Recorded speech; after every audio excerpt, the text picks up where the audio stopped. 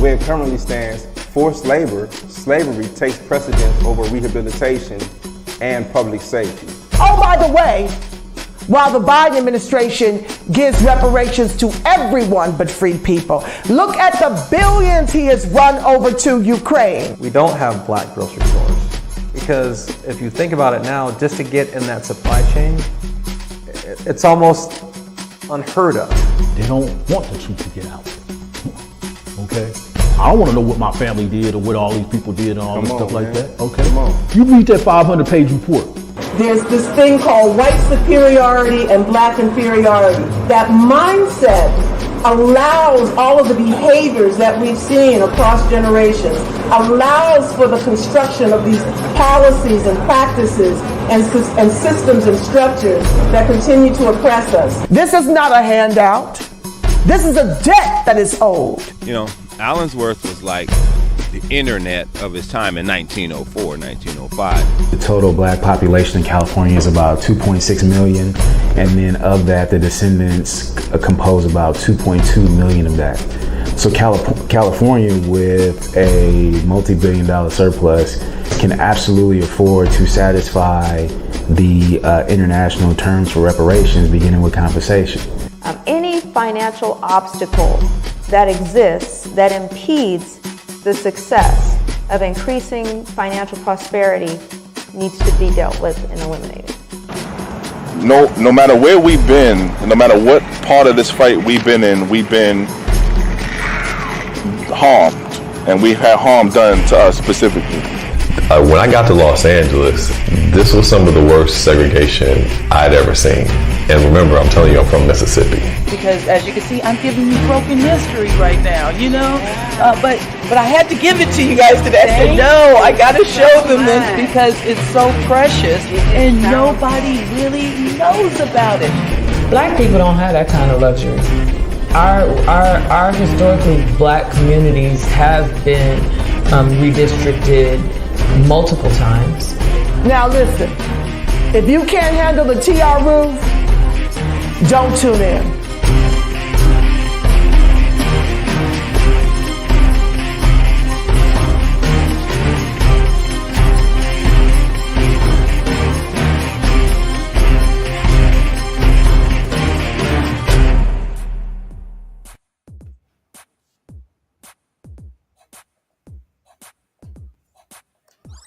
All right, welcome back.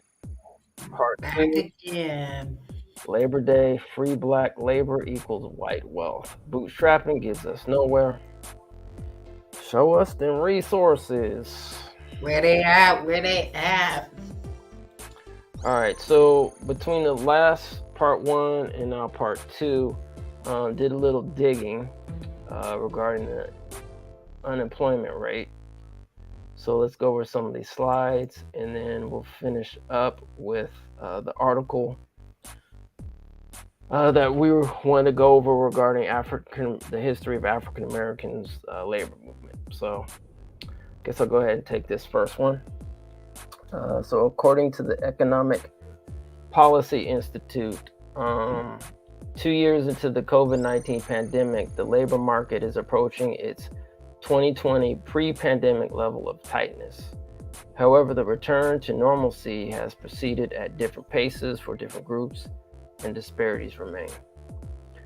So the first quarter 2022 trends among white workers. It states the white unemployment rate nationwide dropped to 3% in 2022 first quarter, matching its 2020 quarter 1 level. A majority of states in white employment rates less than or within 1 percentage point of their pre-pandemic white employment rate. Looks like they have a table. 1. White unemployment rates fell as low as 1.7% in DC and Nebraska, even lower than their 2020 first quarter rates. Nearly half the states, 24 plus District of Columbia, DC, had white unemployment rates at or below 3%. The highest unemployment rates for white workers were found in California, where we're currently located, even the mass media group, and Maryland at 4.4%, higher than their 2020 Q1 rates at 3.5 and 2.9% respectively, but low by most standards of labor market tightness. So did you want to take this one, or did you want me to continue? Yeah. So state unemployment by race and ethnicity. 2 years into the COVID-19 Oh, pandemic. it's basically the same info. So Same info, okay. Yeah, you can At skip all the that. national level, Black workers saw an unemployment rate of 6.5%, still slightly higher than their 2020 first quarter rate of 6.2%, Georgia 5.0%, and Florida 5.3% saw the lowest rates among those states with large enough samples to analyze. No state saw a Black unemployment rate below 5%. The Black unemployment rate remained above 10% in DC and Illinois at 12.5% and 12.2% respectively. Less than half of the states for which data are available had Black unemployment rates less than or within 1 percentage point of their pre-pandemic rate. The national Black-white unemployment ratio remained unchanged at 2.2 to 1 to -1, reconfirming one of the most persistent trends in the area of research. The ratio remains highest in DC, where it rose sharply over the previous quarter. A 31% decline in white unemployment combined with persistent high Black unemployment to bump the ratio to 7.2 to 1. In contrast, the Black-white unemployment ratio in the neighboring state of Maryland was the lowest in the country at 13 to 1. This again points to the unique nature of the DC labor market and its emphasis on white-collar federal employment. Just to clarify, that Maryland was the lowest in the country was actually 1.3. You said 13. Oh, 1.3 to 1. Okay, Yeah. Thank you for catching that. So so let's go into some DC numbers, shall we? So in terms of the nationwide average for the first quarter, it breaks down like this. We already talked about the 3% for whites, Blacks at 6.5%, Hispanics at 4.6%, and Asian or Pacific Islander, known as the AAPI, is at 3.4%. Now, the interesting thing about DC, according to this article for the Economic Policy Institute, is that if you notice the ratios for the highest Black-white unemployment ratio is in DC at 7.2 to 1, I believe. Kim read that in the previous slide. But if you look at the unemployment rates, it says white in DC is at 1.7% versus Black, which is at 12.5%. Went and did some research and looked at the total population as of 2021 in District of Columbia, and that's currently estimated around 670,000 people in DC. Now, if you notice, the white percentage rate is at 45%, which is roughly around 307,000 whites, and then Black or African American is around 45%, which is at around 306,883. So they're roughly the same in terms of percentage, so it's really close, but it's just interesting how the unemployment rate for whites is a lot lower than the unemployment rates at Black. So based on if the whole population that's included in the 670,000 group is actually able to work and to gain employment, we're looking at roughly 5,228 whites that are currently unemployed,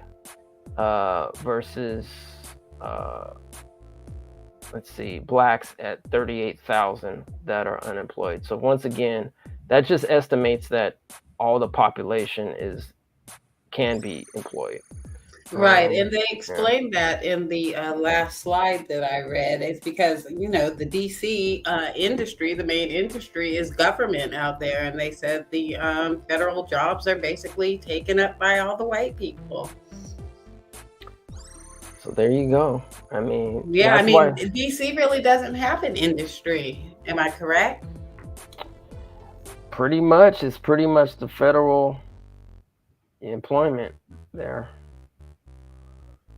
So yeah, I mean, I'm sure there's other restaurants and other things, but it's predominantly a federal ran. Right, like you said, restaurants, maybe tourism might Possibly. be one, tourism. So that, you know, again, is hospitality work. Probably the black people are getting. Yep, free labor equals white wealth. Mm-hmm. All right, so let's start getting to some history here. This article written by James Gilbert Cassidy, which is titled African Americans and the American Labor Movement. I'll go ahead and take the first one. Kim, if you don't mind taking the second one, and we'll just go back and forth. Gotcha. Until we either get this done or might be part 3. So thanks everyone who is listening and who will be listening for your patience. Hopefully we will be learning something in this journey. All right, so let's go. The records of the National Archives and Records Administration, NARA, have been and will remain indispensable to the study of African American labor history. 30 NARA or NARA record groups, approximately 19,711 cubic feet of documentary material, document the activities of federal agencies whose core missions pertain to labor and labor management relations. There are also many other record groups that contain material of interest to students of American labor history, even though they document the activities of federal agencies whose primary concern was not the resolution of labor disputes or the control of labor management relations.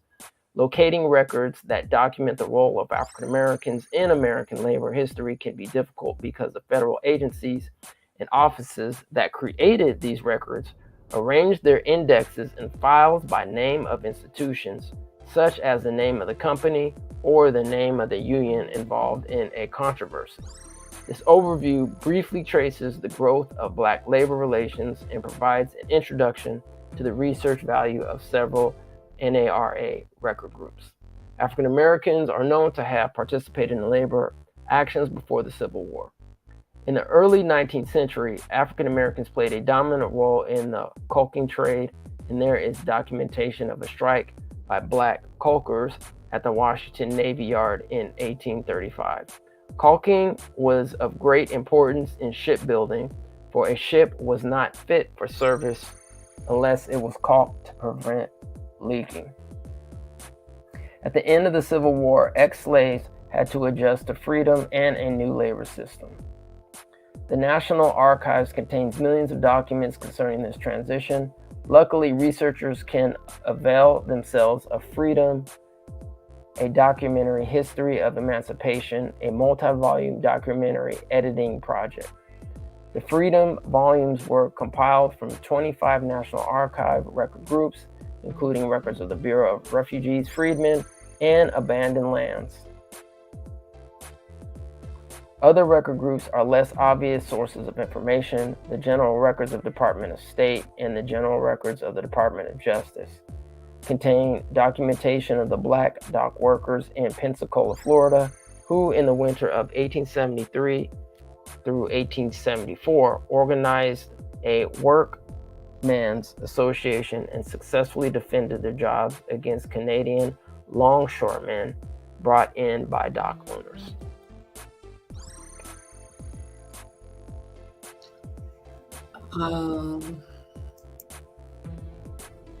Let's see. It's covering up the first word on mine, but so something of trade unions. You see what that first word is, Shamoya? It looks like the information of American trade unions. Okay. Increased during the early Reconstructions period.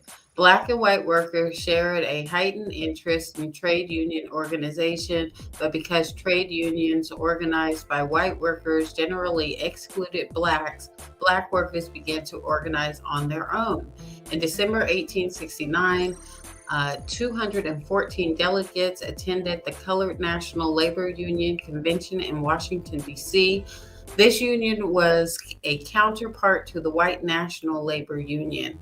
The Assembly sent a petition to Congress requesting direct intervention in the alleviation of the condition of the colored workers of the southern states by subdividing the public lands of the South into 40-acre farms and providing low-interest loans to black farmers. In January 1871, the Colored National Labor Convention again petitioned Congress, sending a memorial to the Committee of the National Labor Convention for appointment of a commission to inquire into conditions of affairs in the southern states. Congress eventually showed little interest in either petition. 5 years later, the disputed presidential election of 1876 led to the Compromise of 1877 and the selection of Rutherford B. Hayes as President of the United States, the end of Reconstruction, and the beginning of Redeemer rule and Jim Crow.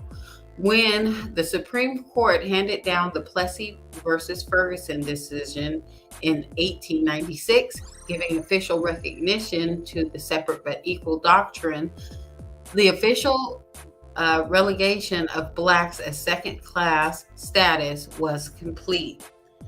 A systematic review of the records and reports of the Bureau of the Census, the Bureau of Labor Statistics, the House of Representatives, and the U.S. Senate will reveal volumes of information concerning the lives of African Americans during this period.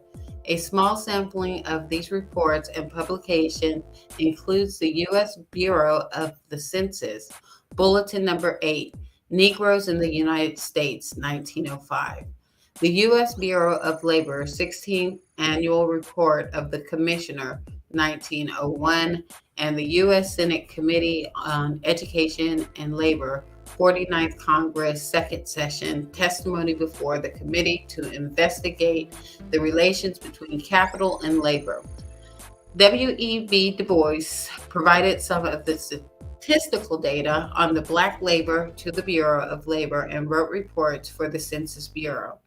The decline in the relative position of African Americans vis-a-vis organized labor can also be seen in the railroad industry.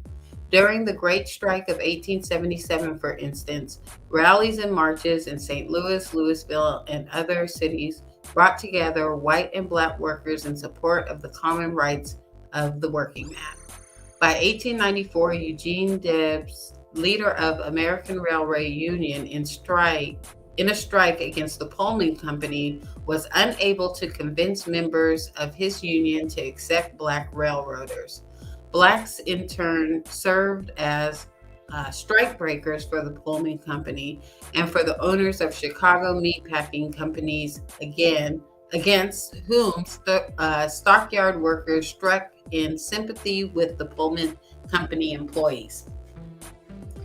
In 1909, white employees of the Georgia Railroad, represented by the Brotherhood of Locomotive Firemen and Enginemen, walked off their jobs, demanding that lower paid black firemen be replaced by higher paid whites.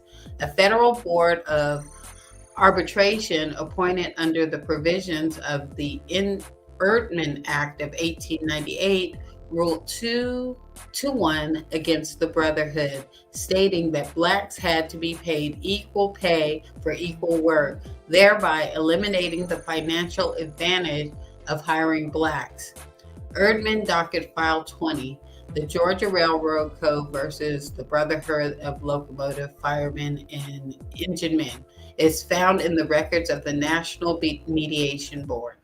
The National Mediation Board was created by the amended Railway Act of June 21st, 1934, to mediate railroad and later airline disputes. The board inherited the functions of an assortment of boards and panels created to mediate railroad disputes. The records of the National Mediation Board and its predecessors date from 1934 to 1965 and consist of 1,362 cubic feet of records.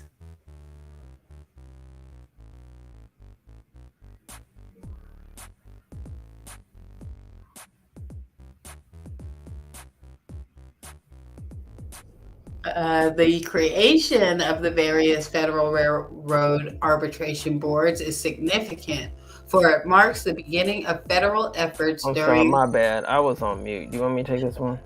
I know we were switching back and forth. I could take this one. Okay. All right. My bad. All right, I'm off mute, fam. All right, back to it. Welcome back. Welcome back. It ain't welcome back, Carter. All right, the creation of the various federal railroad arbitration boards is significant, for it marks the beginning of federal efforts during the Progressive Era to stabilize and rationalize labor relations. An act of March 4th, 1913, upgraded the U.S. Department of Labor to cabinet rank and authorized the Secretary of Labor, William Wilson, to act as a mediator or to appoint commissioners of conciliation in labor disputes. The conciliation function was assumed by the United States Conciliation Service, which became the Federal Mediation and Conciliation Service under the Labor Management Relations Act of 1947. The records of the Federal Mediation and Conciliation Service contain approximately 1,300 cubic feet of information. This material includes an index with 4 sections, a subject index with perhaps 700 topics, a geographic index, a name index ranged by name of a person, organization, or firm, and a name index to the conciliators and arbitrators. All right, let's keep going here. A reasonable estimate of the total number of extant federal mediation and conciliation service files pertaining to African American labor is 9,000 to 18,000. During the Great Migration of 1916 through 1930, over 1 million blacks moved from the South to the North in search of better lives. It is conservatively estimated that 400,000 left the South during the 2-year period of 1916 through 1918 to take advantage of labor shortage created in the wake of the First World War. African Americans made significant gains in industrial employment, particularly in the steel, automobile, shipbuilding, and meatpacking industries. Between 1910 and 1920, the number of blacks employed in industry nearly doubled from 500,000 to 901,000. The U.S. government, under pressure from African American leaders who demanded representation in the policymaking and administrative councils of government, established special offices concentrating on the mobilization of the black community. One such office set up Labor Secretary Wilson in 1918 was the Office of the Director of Negro Economics. The office, originally designed to help mobilize the black workforce for the war effort, developed into a rudimentary economic employment opportunity agency. Except for the post-bellum Freedmen's Bureau, shout out to the Freedmen's Bureau, the division was the first agency of its kind in the nation. Records concerning the office are found in the chief clerk's files and the records of the Division of Negro Economics, both part of the general records of the Department of Labor. Other sources of information concerning African American labor during World War I may be found in the records of the Council of National Defense, the records of the U.S. Shipping Board, the records of the United States Food Administration, and the records of the National War Labor Board. World War I, NWLB's brief existence from 1918 of April through June of 1919, 1,251 controversies were presented for settlement. The U.S. government set up an intense security apparatus during World War I to monitor, detain, and prosecute those suspected of hampering the war effort. These offices, including the Department of Justice, the Federal Bureau of Investigation, and the War Department General and Special Staff. The security apparatus watched over the African American labor situation and kept tabs on individuals such as A. Philip Randolph, Ben Fletcher, and Marcus Garvey, leader of the Back to Africa movement. Information concerning Fletcher and Garvey is also in the records of the Office of Pardon Attorney. Yeah, I mean, this is very interesting. I wonder if there's digital copies of all this information from some of these. Yeah, definitely would be worth looking into. So they got rid of the Negro economics, but kept the DOJ and the FBI alive. Yeah, well, I mean, there you go. You know what I'm saying? Yeah, you see what the priorities were. You see what the agenda was. You see, I mean, that's why, we need to rebuild these legacy and these lineage, based departments again, either independently or through the government, because they were available for us. And then here we go, some more evidence. Right. Took away the agencies that would assist the Negro, but kept the ones that would oppress them. Like I said, got it. All right, so you want to take this one? All right. The records of the United States Coal Commission 1922 to 1923 document the efforts of the federal government to control upheavals in the coal industry caused by the end of the war. The United Mines Worker of America Union was light years ahead of other AFL unions in its organization of Black miners, but white miners and employers, however, more often than not, shared fundamental ideas of Black inferiority. Despite the uneven relationship between Black and white coal miners, a substantial degree of solidarity arose among miners of all colors and nationalities. The public health, sanitary surveys, and mining community schedules prepared by the Living Conditions section of the Coal Commission provided opportunity to glimpse the lives of African American mining families living in Alabama and West Virginia during the early 20s. The records of the Federal Mediation and Consultation Service contain a substantial amount of information regarding Black and white miners during these post-war years. In 1925, A. Philip Randall began his 12-year fight to gain recognition of the Brotherhood of Sleeping Car Porters by the Pullman's Car Company, the American Federation of Labor, and the U.S. government. Randolph ultimately succeeded in his quest in 1937, and in the process became a leader in the fight against racism in the workplace and the nation. The records of the National Mediation Board and the records of the U.S. Railroad Administration document the efforts of African American railroad workers and their unions to procure satisfactory compensation and job security. The Roaring Twenties came to a crashing halt with the Great Depression. Seeking ways to alleviate the massive unemployment, President Franklin Roosevelt and his New Deal advisors sought ways to put people back to work and increase purchasing power. Among the alphabet soup of federal agencies created during the New Deal were the Civilian Conservation Corps, the Work Project Administration, the National Youth Administration, and the National Recovery Administration. The Division of Negro Affairs of the National Youth Administration was headed by the noted educator and African American leader, Dr. Mary McLeod Bethune. The records of the Women's Bureau, founded in 1920, and the records of the Bureau of Employment Security also provide researchers with extensive coverage of labor issues and African Americans. These records span the Depression, World War II, and post-war eras. Another agency created during the Great Depression was the United States Housing Authority, established in the Department of Interior by the U.S. Housing Act of 1937. The act authorized a system of loans, grants, and subsidies to assist local housing authorities develop low-rent housing projects.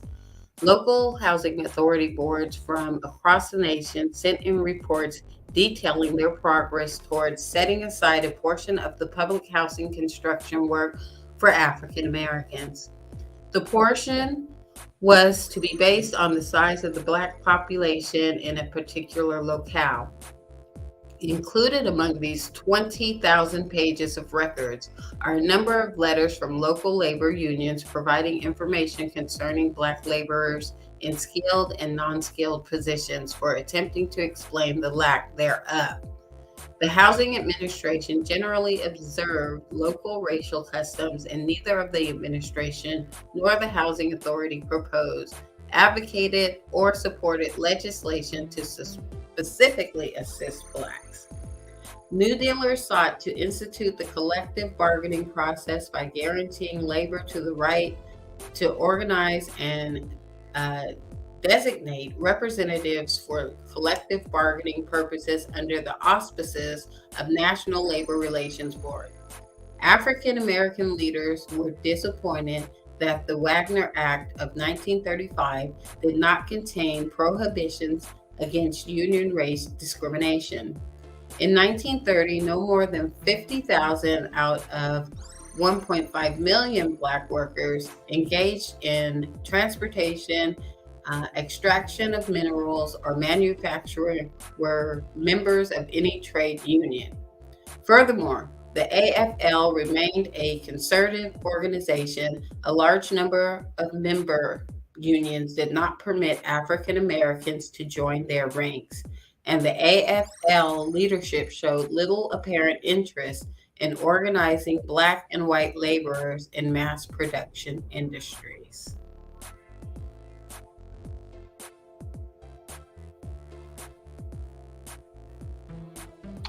Me and my mute button. Okay. I think we're back. All right. So the organization in 1935 of the Congress of Industrial Organization, CIO, which sought to organize industrial workers regardless of race or ethnic background, contributed to an elevation of the historic conflict between African Americans and trade unions.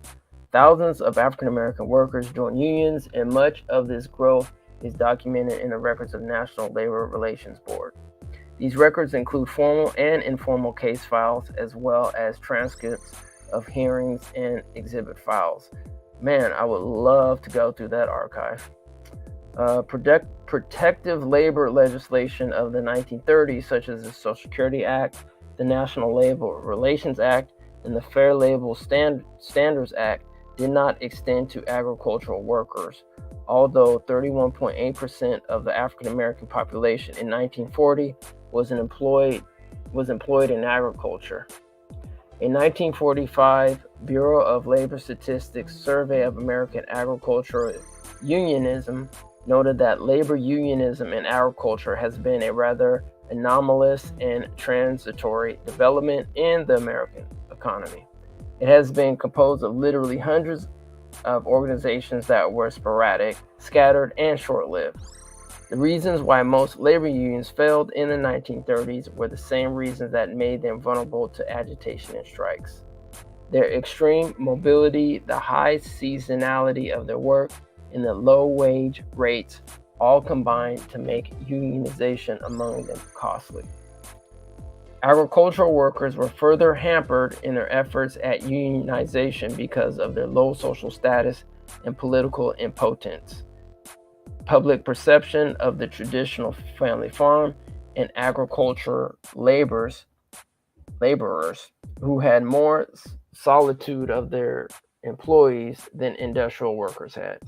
The survey noted that more obvious hardships, which periodically led to conflict, were mitigated to some degree by appropriate government action, including the work performed by the Farm Security Administration.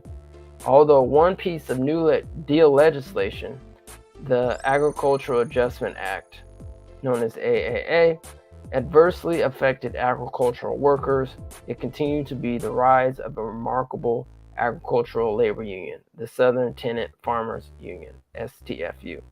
The STFU was founded in 1934 in eastern Arkansas, an area of large cotton plantations worked by sharecroppers and owned in many cases by absentee owner investors. Immediately after World War I, the collapse of cotton prices led to strained landlord-tenant relations as planters sought to shift some losses to tenants by manipulating accounts and in some cases outright fraud. A group of African Americans organized the Progressive Farmers and Householders Union to protect themselves against exploitation and advance the intellectual, material, moral, spiritual, and financial interests of the Negro race. The Union was destroyed in the Elaine Massacre of 1919 in Phillips County, Arkansas, when white law enforcement officials and vigilantes from neighboring counties and states attacked Union officials and members, killing up to 100 African Americans. I will repeat this. I'm going to repeat this. The Union was destroyed in the Elaine Massacre of 1919 in Phillips County, Arkansas, when white law enforcement officers and vigilantes from neighboring counties and states attacked Union officials and members, killing up to 100 African Americans. Economic conditions for the sharecroppers of eastern Arkansas did improve slightly during the 1920s, but the Depression of the 1930s conditions were again ripe for agricultural labor revolt. Sharecroppers were faced with declining earnings, increased farm mechanization, and the Agricultural Adjustment Act of 1913, which worked against their interests. One way the AAA sought to raise the income of farmers was through a series of allotments and subsidies, prescribing the amount of land that could be placed in production and paying farmers not to farm additional land. The Agricultural Adjustment Administration, which administered the act, worked with local AAA committees. In Arkansas, these committees were dominated by white plantation owners. These owners often used the local committees to circumscribe the common law rights of tenants and sharecroppers, did not pay sharecroppers their fair share of government compensation payments, and alter the sharecropper status to wage hands to disqualify them from receiving government payments.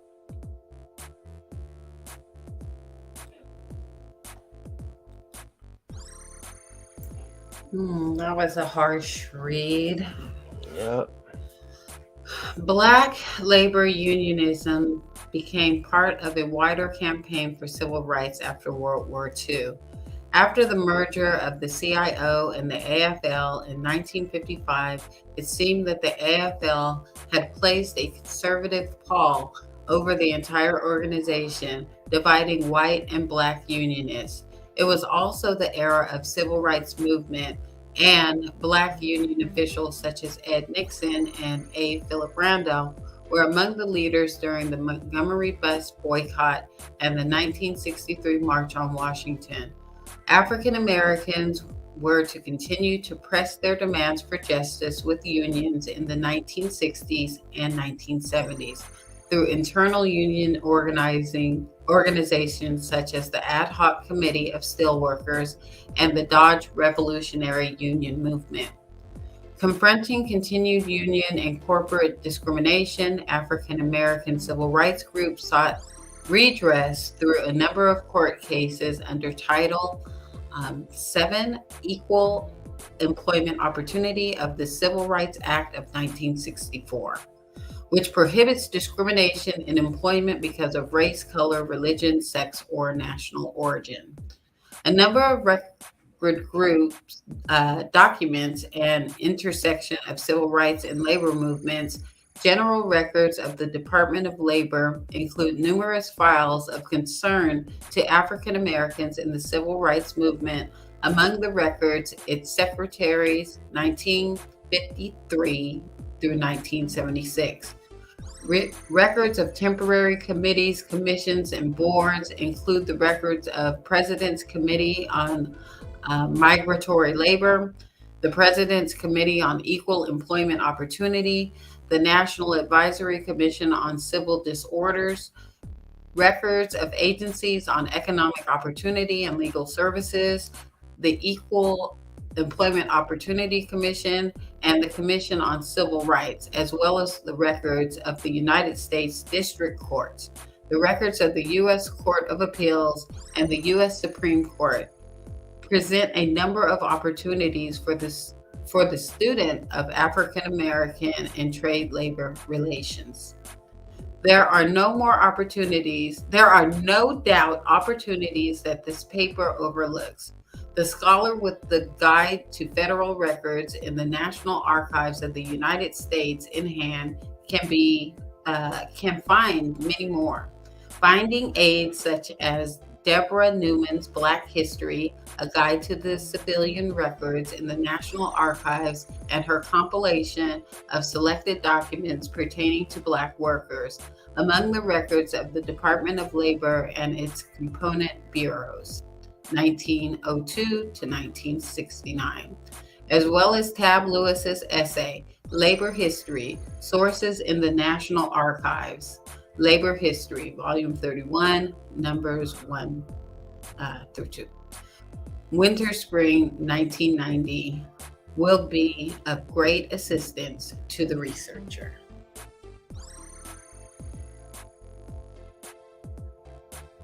All right.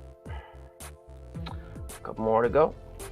The STFU, ostensibly inspired by socialist Norman Thomas and founded by Henry L. Mitchell and Henry Clay East in Tyrone, Arkansas. Have you heard of that?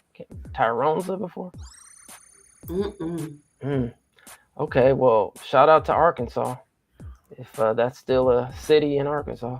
Was an interracial union from its very beginning, posing a direct challenge to the established order in Arkansas. In 2 years, the union boasted 25,000 members, which included former Ku Klux Klanmen as well as survivors of the Lane Massacre, and by the end of 1936, claimed 31,000 members in 7 states. All right, let's see how this is going to turn out. With the assistance and support of individuals such as Secretary of the NAACP Walter White, Norman Thomas, and A. Philip Randolph, and through the strategic use of strikes and public demonstrations under the leadership of Harry L. Mitchell, the STFU was able to directly alleviate some of the oppressive living and working conditions of its members. Perhaps more important, however, was the attention it focused on the living and working conditions of tenant farmers and sharecroppers. Due to the efforts of the STFU, Franklin Roosevelt established the President's Committee on Farm Tenancy soon after his 1936 re-election. The efforts of this committee helped lay the foundations of the Bankhead-Jones Farm Tenant Act, which established the Farm Security Administration and the Resettlement Administration, agencies that develop programs to assist migrant workers and authorize low-interest loans to farm tenants, sharecroppers, and farm laborers. By World War II, however, the STFU's day had passed. Mechanism within the cotton industry continued to increase, decreasing the need for tenant farmers. Approaching war clouds at the end of the 1930s shifted the focus of the U.S. government from domestic problems toward a more international outlook. Although the STFU was never fully integrated, most of its locals were all Black or all white. It did leave an indelible mark upon the United States and symbolized for many what labor could accomplish if racial identity could be ignored. The improvement in the status of African American workers in American society on the eve of World War II should not be overstated. The 1940s would be a decade, however, when African Americans would achieve their greatest economic gains in terms of real advances and in relation to whites since the Civil War. The advance of African Americans in American industry during World War II was the result of the nation's wartime emergency need for workers and soldiers.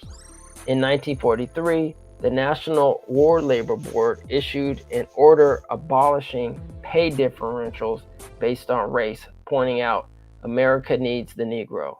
The Negro is necessary for winning the war. Early in 1941, A. Philip Randolph announced the creation of a March on Washington Committee, promising that unless President Roosevelt issued an executive order ending racial discrimination in hiring by unions and employers and eliminating segregation in the armed forces, 10,000 Americans would march through Washington demanding an end to segregation.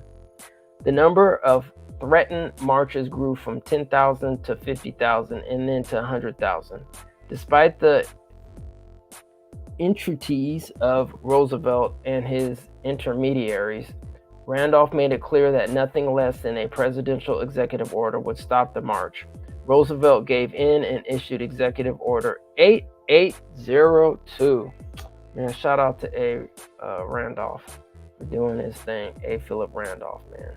After asserting that national unity was being impaired by discrimination, the executive order declared it to be the duty of employers and of labor organizations to provide for the full and equitable participation of all workers in defense industries, without discrimination because of race, creed, color, or national origin. All federal agencies concerned with defense production were ordered to administer such programs without discrimination, and all defense contracts were to include a provision obligating the contractor not to discriminate against any worker because of race, creed, color, or national origin. Executive Order 8802 also established the Committee on Fair Employment Practice. All right. Right on. Right on. The records of the Committee on Fair Employment Practice document its activities from June 25, 1941 to June 28, 1946. The committee formulated and interpreted policies to combat racial and religious discrimination, received, investigated, and adjusted complaints of such discrimination, and assisted government agencies, employers, and labor unions with the problems of discrimination. The committee handled 14,000 complaints of discrimination from all regions of the country, 80% of which were filed by Black Americans. Executive Order 8802 was Roosevelt's compromise with Randolph, and as such, it had some inherent weaknesses. For instance, the executive order did not mention military segregation, nor could the FEPC require compliance with its decisions and directives. To obtain compliance, it depended on its own powers of persuasion or the prestige of other government agencies concerned with manpower and labor relations. Despite its weaknesses, the FEPC had some notable successes. Its own investigations and directives against discriminating corporations, unions, and government agencies helped to increase the African American presence in the nation's defense industry from 3 to 8%. For the first time, the federal government admitted that Blacks suffered from discrimination and that government had its responsibility to remedy it. Okay, maybe read that one more time again. For the first time, the federal government admitted that Blacks suffered from discrimination and that government had a responsibility to remedy it. The National War Labor Board for World War II was established in the Office for Emergency Management by an executive order of January 12, 1942. The board was to act as the final arbiter of wartime labor disputes and to pass on adjustments in certain wage and salaries. There are approximately 3,187 linear feet of record material in the record group 202, of which approximately 2,486 feet is case file material. Among those records are dispute case files, accompanying transcripts, and transcripts of executive sessions of the National Defense Mediation Board 1941 to 1942. The predecessor agency to the World War II NWLB, the board headquarters dispute case files and transcripts, a complete set of case files from the 12 regional NWLB offices, and case files for some of the board's commissions and panels on industries. At least 10 cases in these files concern racial discrimination. Moreover, the number of individual files from all regions of the United States and the presence of records of special commissions on industries in which Blacks were particularly concentrated, for instance, shipbuilding and meatpacking, suggests that the records on the National War Labor Board may well be an underused source of information on African American workers during the World War II.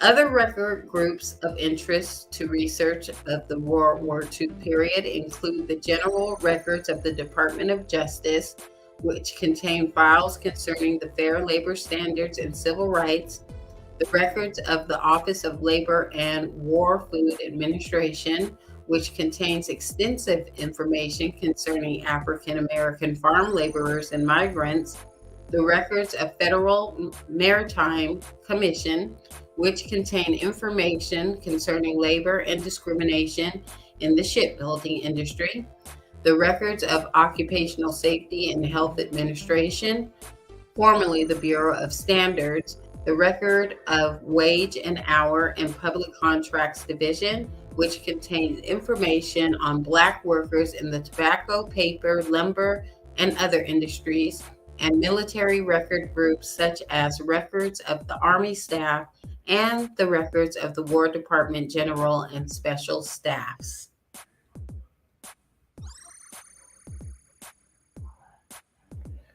Wow. I think we got through all of it. We got through all of it. I bet if we were to pull up those records, a lot of those complaints would look similar to what we see today. Yeah, I mean, it just goes to show, that when it comes to, our enslavement here in this country just continues, I mean, whenever we try to ask for redress and when we ever try to say, hey, there's a harm that's being done, and it just consistently, either by government or by the American public, like we've literally been, cornered, attacked, manipulated, hoodwinked, bamboozled, and you name it. All of that, yeah. I mean, they just, and even they admit it in these own writings that the government is responsible, but they still refuse to do anything about it. It's benign neglect, just. It is. I mean, we definitely, this is a very good read, and I'm glad we actually went through a lot of it, and I wish, maybe this might be part of, reparations too. Yeah, we definitely need to take a close look at labor issues. Like I said, I'm trying to think of proposals that will help in the modern workplace. Yeah, for sure. We need some kind of mediation, and like I said, arbitrators involved in the interview process. I don't know, but things have got to get more equitable.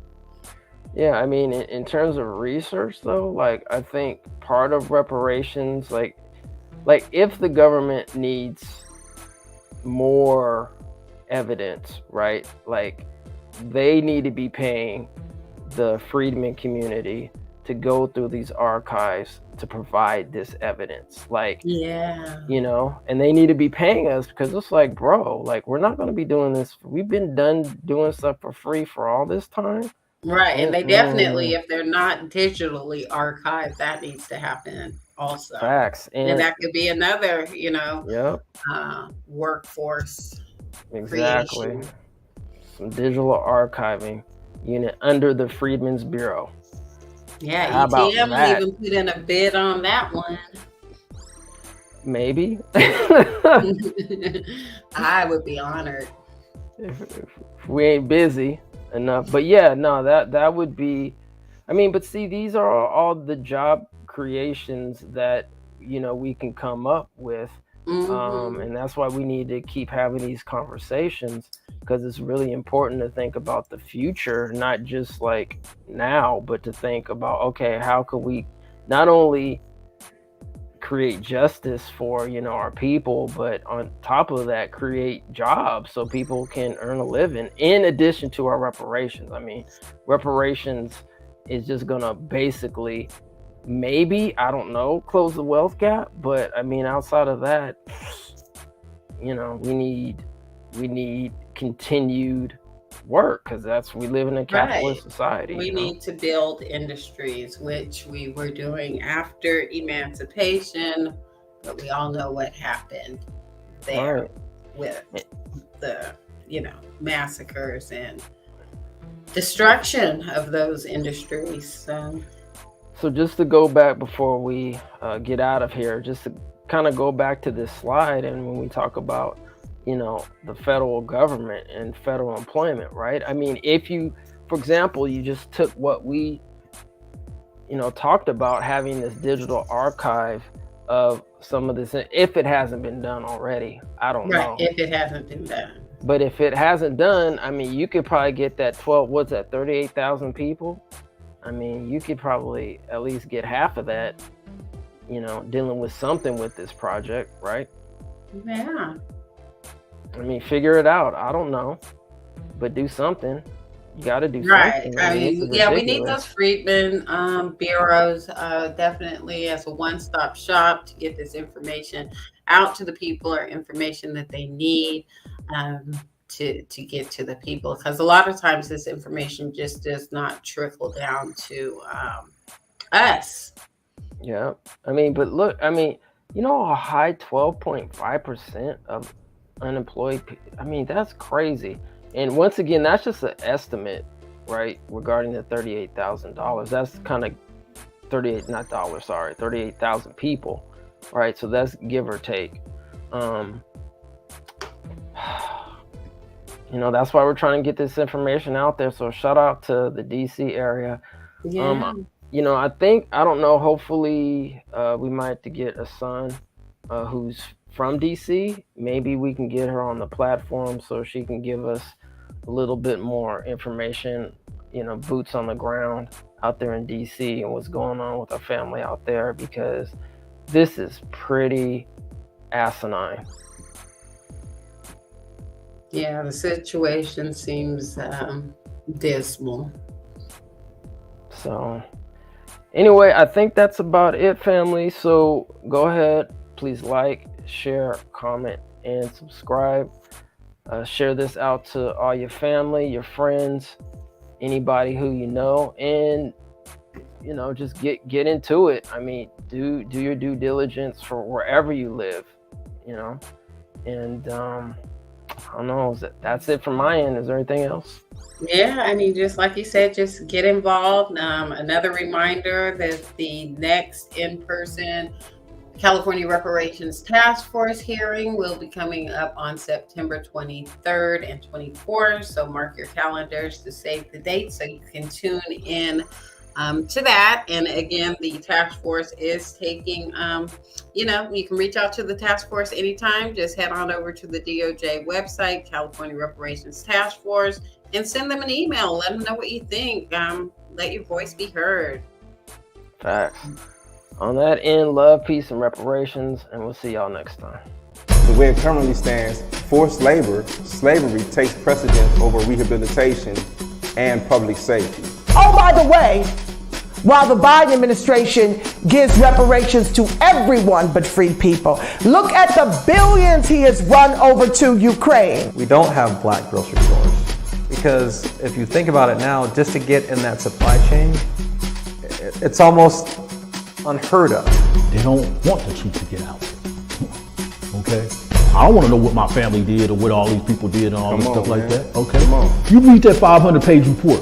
There's this thing called white superiority and black inferiority. That mindset allows all of the behaviors that we've seen across generations, allows for the construction of these policies and practices and systems and structures that continue to oppress us. This is not a handout. This is a debt that is owed. You know, Allensworth was like the internet of his time in 1904, 1905. The total black population in California is about 2.6 million, and then of that, the descendants compose about 2.2 million of that. So California, with a multi-billion-dollar surplus, can absolutely afford to satisfy the international terms for reparations, beginning with compensation. Any financial obstacle that exists that impedes the success of increasing financial prosperity needs to be dealt with and eliminated. No matter where we've been, no matter what part of this fight we've been in, we've been